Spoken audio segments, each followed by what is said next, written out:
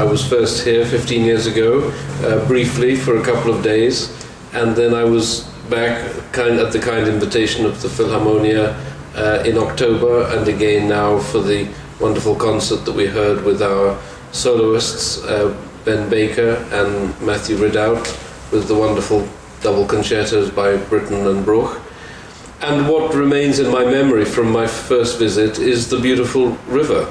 And we actually went for a drive along the river to look down at the wonderful river from the viewing platform today.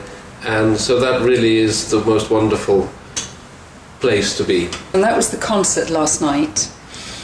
It was fantastic to sit in Krasnoyarsk in Siberia with an audience with whom I couldn't speak because I don't speak Russian, but together we were enjoying beautiful music with Russian musicians. I just thought, I can't believe that I'm sitting so far away from home and yet I feel so at home and so in harmony with all the people around me. It was a wonderful experience and made me very happy.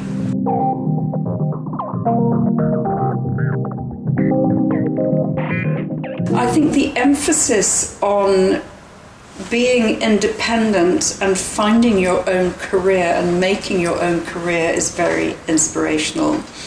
So as well as training to be the absolute best musician you can possibly be, there's an emphasis on working with different categories of the community, reaching out to the community, reaching out to children through education work. There's working with composers.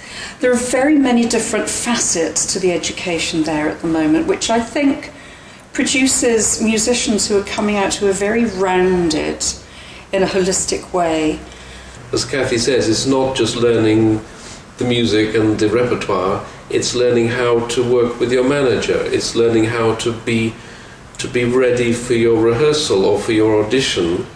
And for example, one project that the Opera Studio did recently, which was performed in the concerts that they did in Moscow and in Klin at the Tchaikovsky Museum, was that each singer was involved with a composer and a librettist in creating an aria.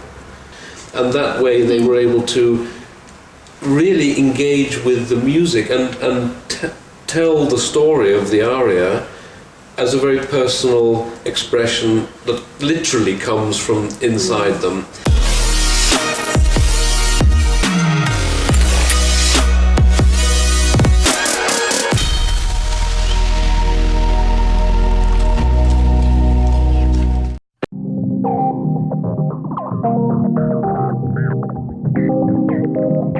It is, yeah, for both of us, an incredible place. We've seen some really beautiful people. So is it freezing or invigorating in some way? I would say both of those. Yeah, it's pretty cold, but it's amazing sort of freshness. Okay. So yeah, it really wakes you up in the morning.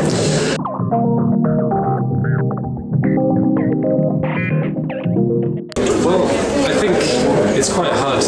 It's quite hard to know. It's quite hard to have expectations on coming to a new place, and I think it's something that we do on such a regular basis. I know for myself, I try to avoid expecting too much, and more we turn up, and then from very early on in a trip to a new place, we can see how we feel about the place, and obviously, in the musical sense, see how much we can contribute as well, and start those working relationships which lead towards the concert. I would say, in a way, being a musician is more of a vocation than a career. It really is a way of life. So of course there's some months where you might play 20 concerts, which are really playing concerts all the time. Another months where you might play 4 or 5 concerts, but in between is actually often the really quality working time which builds to the next concert. So it's